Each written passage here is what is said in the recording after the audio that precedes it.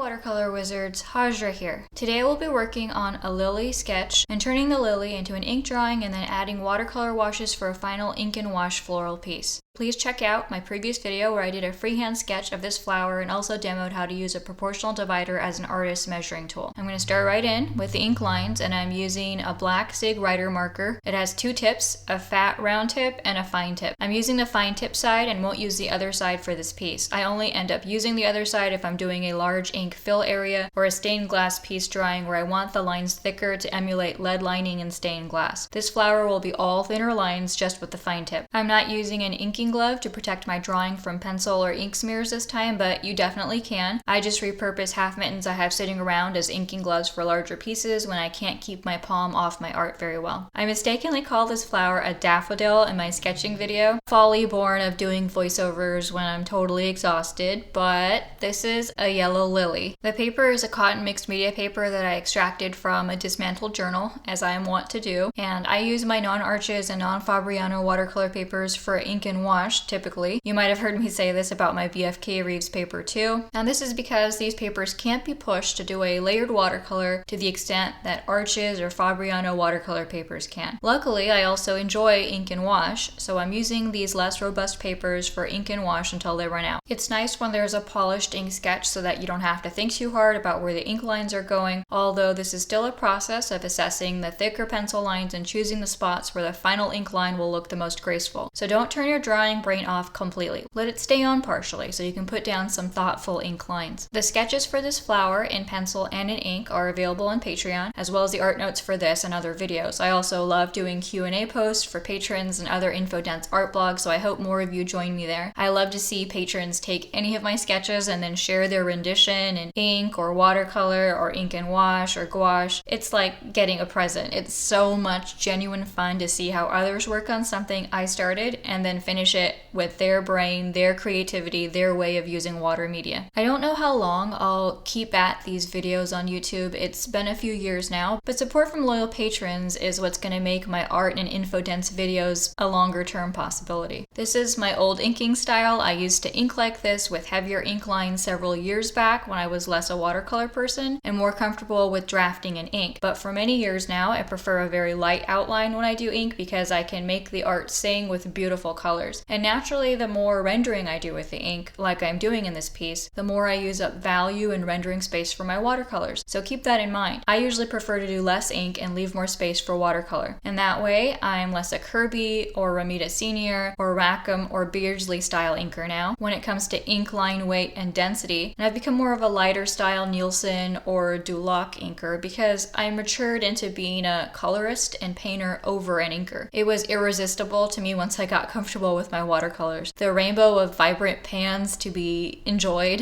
and consumed was just too much a thrill to play second fiddle to the ink. Everyone's different. You may still love the boldness and weight of ink lines over watercolor. Many great artists have, Aubrey Beardsley and Arthur Rackham being two of my favorite ink giants. So again, I'm doing a heavier ink line than I usually do nowadays, and I think it's simply because I put so many lines into the pencil when I was doing the drawing demo. I usually don't do so much with pencil anymore and just leave the bulk of the shading and values to the watercolor. Again, I find that more satisfying, but definitely it shapes the process of how much ink or how much paint you're going to use. You can do a flower of your own with an even heavier ink line, so it's like a woodblock print or an old national park poster, lots of black, dense ink areas. Or you can go lighter and just have what I call an ink hem, just a stitch of ink all along the borders to keep my own ink and wash pieces from fraying into a pure watercolor piece. The more ink you use, the lower intensity and darker your final piece will be. The less ink you use, the more opportunity you have to keep your piece light and airy and high key if you add color. Lots of exciting options, just choose the one that suits you. This drawing has shading on the petals added with contour hatching, straight lines that follow the curving form of the petals. If I had used perpendicular cross hatching strokes in shadow areas, it would have made the petals less curved and also added even more ink density and darkness to the whole flower. And for my inking style, the presence or absence of contour lines is the point of departure for a more or less ink heavy piece. If I had left the contour lines for the petal shadows out completely, then I would have a lighter weight and value flower where my later colors could do the shading. If you do choose to do them, the contour ink lines are great practice for identifying where to shade your form. They make you choose the darkest areas for every petal, and as you do that, you have to keep shadow balancing in mind as well, so it's a really good brain exercise. So I'm wrapping up my ink drawing now, and you'll see that when I compare it to an ink and wash floral piece from a live stream last year, you'll see what I mean exactly by lighter versus heavier inking lines. And like me, you may typically prefer the lighter inking so your colors have more room to play. So I started in by doing a cool lemon yellow all over, and then I found that it was too cool and pale for this ink piece, and eventually I replaced it with the aureolin yellow as the base petal color all over. I'm painting these petals wet on wet sometimes, but mostly wet on dry with blended soft edges. Check out my blending edges real-time video if you need more information on that. Yellow is such a high key and low value color that even on a mixed media paper I can put it down and it doesn't leave a staining dark edge. If this had been a red flower or a violet flower, I would have to be more careful about always using wet and wet to keep my edges soft,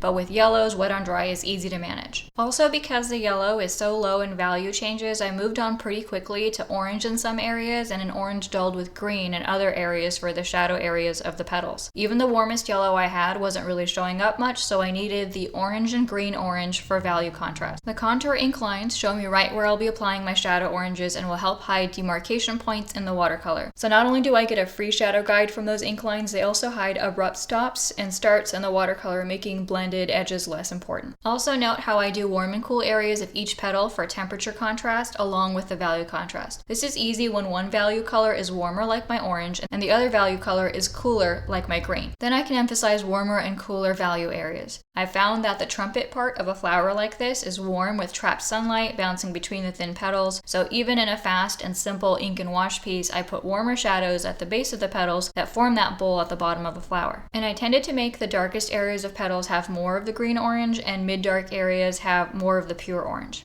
I'm using Sennelier watercolors for this lily, a limited palette of some warm and cool yellow, an orange, and a green. You can use a triad to mix your colors instead, or go with a different limited color scheme to change the color of the flower, like a red and green complementary duo, or a complementary yellow and violet duo to show this flower at dusk. I could also have added an earth color, one of the browns, as my shadow color on the petals instead, rather than using green mixed with the orange like I chose to do.